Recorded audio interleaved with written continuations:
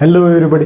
तर आज आपण बघणार आहोत सुधा परपटी. आता या सुधा परपटीचे घटक द्रव्य लक्षात ठेवण्यासाठी एक मी ट्रिक बनवलेली, तर ती काळजीपूर्वक ऐकावी. आता याच्यासाठी एक प्राध्यापक म्हणून आहे तर नागेश्वर काळे, आणि ते पांगरीचे आहेत. आता जे प्राध्यापक लोक असते तर त्यांना मान खूप लागते, म्हणून त्यांची ट्रिक मी अशी बनवलेली: माननीय प्राध्यापक नागेश्वर काळे, मुक्काम पोस्ट पांगरी.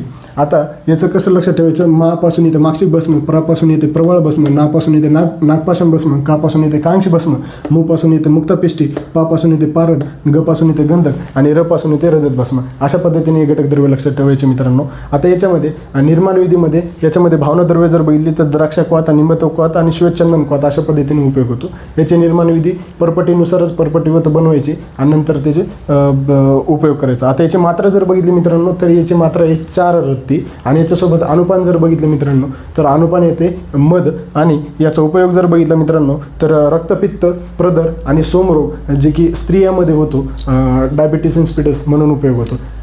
थँक्यू.